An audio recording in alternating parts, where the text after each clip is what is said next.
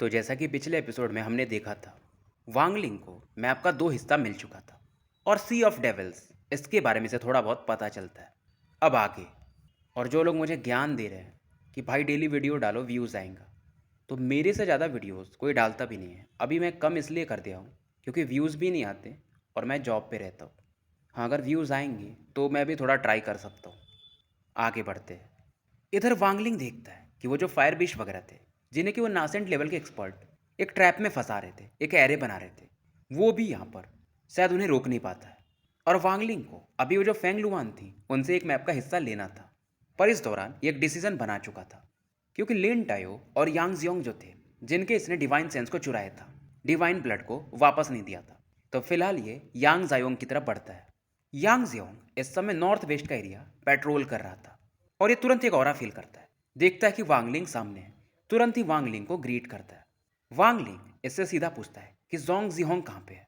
वैसे मैंने उसका इसेंस ब्लड लौटा दिया है।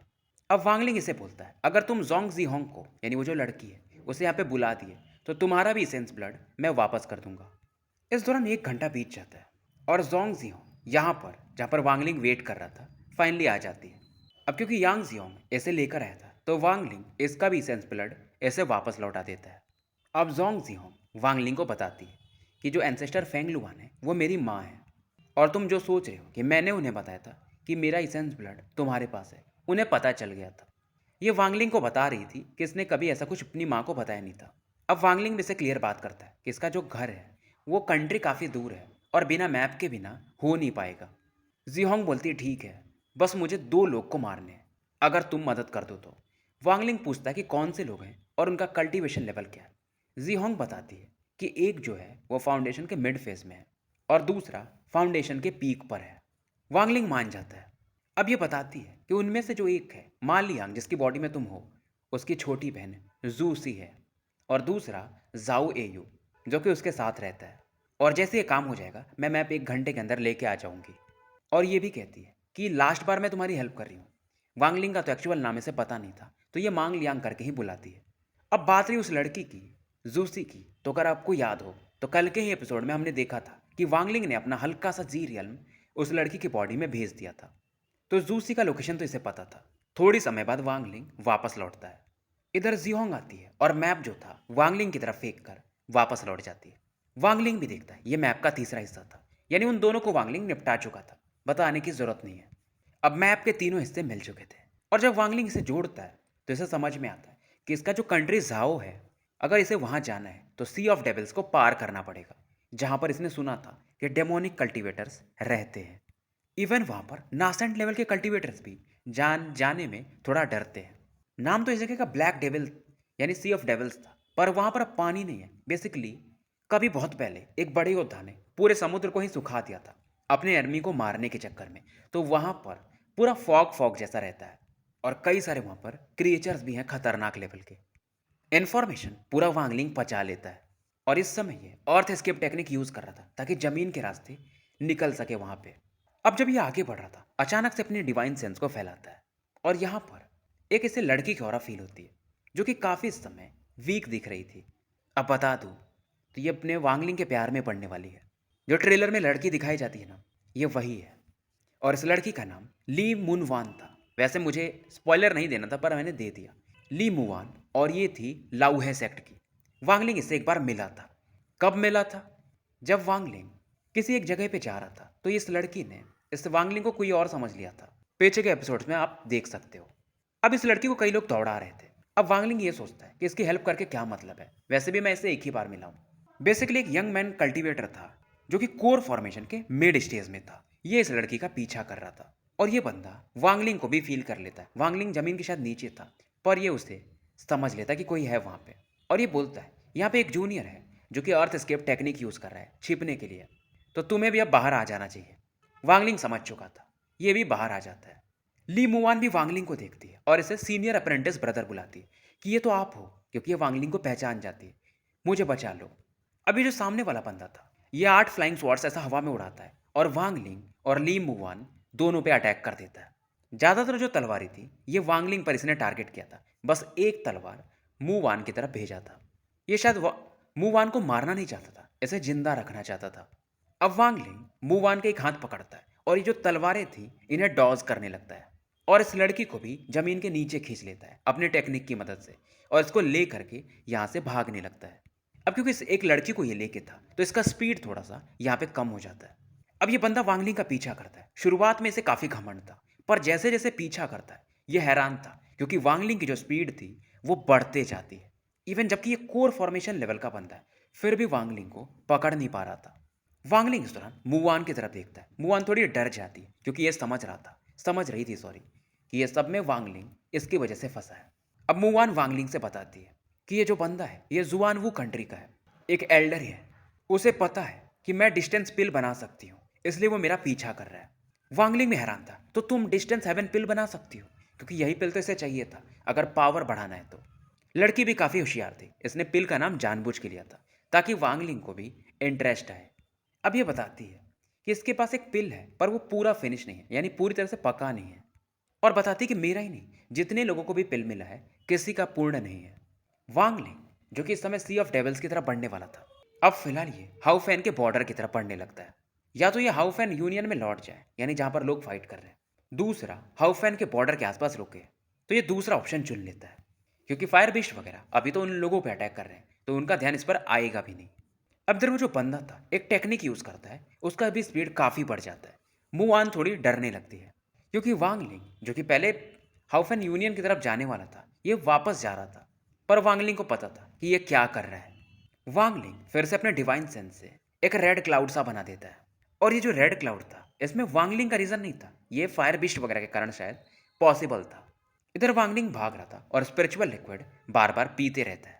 फायर बीस्ट जो कि उधर अटैक कर रहे थे मानो ये वांगलिंग को सेंस कर लेते और अब ये वांगलिंग की तरफ बढ़ने लगे थे। 3 दिन बीत जाते हैं, वांगलिंग लगातार एस्केप टेक्निक को यूज कर रहा था और हाउफेन बॉर्डर के आसपास ये मूवान को लेकर आ चुका था।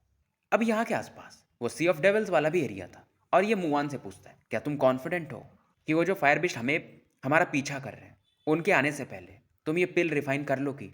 मूवान अब समझ चुकी थी कि फायर बीस्ट क्यों आ रहा है, इसका मेन रीजन यही बंदा था।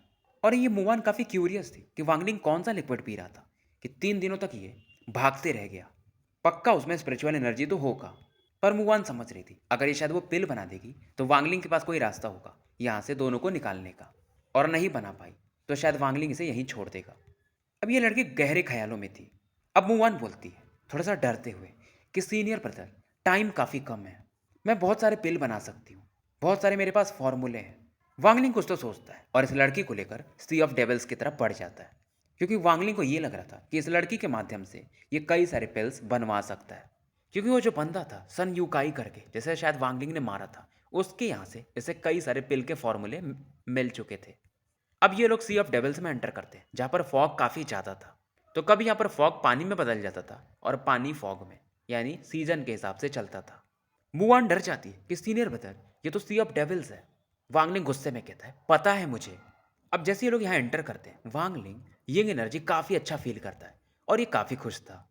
यानी ये जगह सीधा सीधा बोले तो ठंडी जगह है। फायर बिस्ट तो आते हैं पर ये सी ऑफ डेविल्स में एंटर नहीं करते। एक आधी बिस्ट ट्राई करते हैं पर जैसे ही फॉग में एंटर करते हैं ठंडी की वजह से ये चिल्लाने लगते हैं और अंदर नहीं आ पाते। वांगलिंग समझ गया था इसके पास समय है, यहाँ पर ये पावर को अपने बढ़ा सकता है। अब वांगलिंग आसपास के एरिया को ऑब्जर्व करने लगता है। इसे केव चाहिए था जहां पर ये कल्टीवेशन कर सके और कोर फॉर्मेशन लेवल पर जल्दी से एंटर कर सके। फॉग की वजह से मूवान के कपड़े थोड़े गीले हो जाते हैं और इस समय इसके बॉडी कर्व्स को साफ देखा जा सकता था। पर वांगलिंग बंदा जो था सख्त लौंडा था तो इसे फर्क ही नहीं पड़ता था, प्यार व्यार इसे समझ में नहीं आता था। एक ही मकसद था इसका, इसको स्ट्रांग बनना है। और जो इसका वो दुश्मन है जिसने इसके माँ बाप को मारा है, नाम तो मैं भूल चुका हूँ, समथिंग टांग करके था, यह उसे मारेगा। लंबा समय तक उड़ने के बाद वांगलिंग एक जगह पर रुकता है पर सामने में से 3 मेल कल्टीवेटर्स दिखाई देते हैं और उनमें से एक बोलता है बेवकूफ़ आदमी, यह हमारे फाइटिंग एबल सेक्ट का एरिया है, अगर समझदार हो तो इस फीमेल कल्टीवेटर को यानी लड़की को छोड़ दो और यहाँ से निकल जाओ। वांगलिंग को आता है गुस्सा कि ज़्यादा बोल रहा है, मर फिर। ये जो भी बंदे थे फाउंडेशन के मिड फेज में थे तो वांगलिंग बस अपनी इच्छा के दम पे मार सकता था, यानी जिसकी तरफ देखेगा और बोलेगा मर डाई, सीधा वो मर जाता था। कुछ कुछ बीरस समागे जैसा पावर था जैसा कि उन्होंने ब्लैक गोकू पे यूज़ किया था। अगर कोई ड्रैगन बॉल देखता होगा, हकाई और बंदा खत्म सामने वाला, कुछ ऐसा ही पावर था। बस यहाँ पर बंदा गिर जाता था और मुआन डर जाती है कि भाई ये बंदा क्या है, क्या ही पावर है इसके पास। और अब इसे समझ में आता है कि वो एक ब्रिगेड था जिसमें एक बंदे ने कई सारे लोगों को गिरा दिया था बस। और इसे समझ में आता है कि वो कोई और नहीं बल्कि वांगलिंग था। और अब ये फाइनली पूछती है हकलाते हुए कि हाउफेन यूनियन में आप कौन से आर्मी के पार्ट थे। वांगलिंग बताता है 10वीं आर्मी 8वें ब्रिगेडियर का। यह समझ जाती है कि पक्का यही था वो, क्योंकि जुआनवू कंट्री के लोग ऐसा जमीन पर गिरते जा रहे थे। और जो भी इसके अंदर पहले साहस था कि वांगलिंग को ऐसा धोखा देके यहाँ से भाग जाएगी, ये समाप्त हो जाता है। इसको मालूम था कि वांगलिंग चाहे तो इसे पलक झपकते मार सकता था। वांगलिंग ये जो टेक्निक यूज करता था ये काफी एविल टेक्निक मानी जाती, यानी बस बोलो डाई और सामने वाला निपट गया। हालांकि ऐसी एनर्जी कल्टीवेशन के लिए काफी मेहनत लगती है, यिन पावर, यांग पावर और वो जो कोल्ड ऑरा है वो भी चाहिए रहता है, जैसे कि हम डेथ स्पेल कहते हैं, जैसा कि अपना लॉर्ड वोल्डेमॉर्ट एबेडाकेडेब्रा यूज करता है, कुछ वैसा। इधर वांगलिंग एक माउंटेन को ढूंढ चुका था और एक केव को भी ये तलाश लेता है। और इस केव में 4 कमरे थे। ये इन्हीं लोगों का था जिनको अभी इसने मारा था। और यहाँ पर एक फॉर्मेशन भी बना हुआ था। मुवान को बोलता है कि तुम्हें अपना ध्यान खुद रखना पड़ेगा, मैं थोड़ा कल्टीवेट करने जा रहा हूँ। पर मुवान थोड़ी समझदार लड़की थी, इसे फॉर्मेशन बनाने आता था, तो ये खुद को प्रोटेक्ट कर सकती थी। ये कुछ बीस्ट बोन्स को यूज करती है और एक तगड़ा फॉर्मेशन बना लेती है, जो कि अगर कोर फॉर्मेशन का भी बंदा हो तो उसे ये 1-2 घंटे तो रोक सकती थी। वांगलिंग जाने से पहले इसके अंदर अपना हल्का सा डिवाइन सेंस भेज देता है कि अगर धोखा देने की कोशिश की तो इसे भी मार दूंगा। केब में ये दोनों थे, यह अलग कमरे में थी, पर वांगलिंग से मिलती है कि मैं क्या वो डिस्टेंस पिल बनाऊं। वांगलिंग कहता तुम पिल बनाओगी, मैं खाऊंगा। यह समझ जाती है कि वांगलिंग को शक है कि उसमें जहर वगैरह डाल सकती है। मुवान थोड़ी सी डर जाती है और रोते रोते कहती है कि आपने मेरी जान बचाई है, मैं क्या करूं कि आप भरोसा कर लोगे। और इस समय कितनी सुंदर दिख रही थी मैं बता नहीं सकता, पर वांगलिंग था सख्त लौंडा, मैं रहता तो शायद पिघल जाता। वांगलिंग फिर भी इससे कहता है कि मुझे वो किसी को फोर्स करना अच्छा नहीं लगता, बस तुम मेरे लिए कुछ पिल्स बना दो ताकि मैं कोर फॉर्मेशन लेवल पे पहुंच जाऊं। और जब मैं पहुंच जाऊंगा उस लेवल पे तो तुम्हें यहाँ से निकाल के ले जाऊंगा और तुम्हारे सेक्ट में तुम्हें पहुंचा दूंगा। इस दौरान मूवान ये अपना जो इसेंस ब्लड था वांगलिंग को दे देती है कि अब तो भरोसा कर सकते हो। इधर वांगलिंग से कई सारे मटेरियल्स देता है कि जो जो पिल्स इनसे बना सकती हो बनाओ। मूवान भी काफ़ी एक्साइटेड थी क्योंकि मटेरियल्स बहुत सही सही और बहुत महंगे थे। और ये बताती है कि ये 300 स्पिरिट पिल्स बना सकती है जो कि कल्टीवेशन को बढ़ा देता है, 50 ऐसे पिल्स जो कि पॉइजन को न्यूट्रलाइज कर सकता है, साथ में कुछ डेमन ब्लड वाइन या कुछ ऐसा, तो समझ लो अच्छे खासे पिल्स बना सकती थी। और जब युवान इससे पूछता है, माफ़ करना वांगलिंग पूछता है कि डिस्टेंस पिल बना सकती हो, ये बोलती है कि यार 50% सक्सेस रेट है मेरा। अब वांगलिंग यहाँ से उसके बाद कल्टीवेशन के लिए चला जाता है।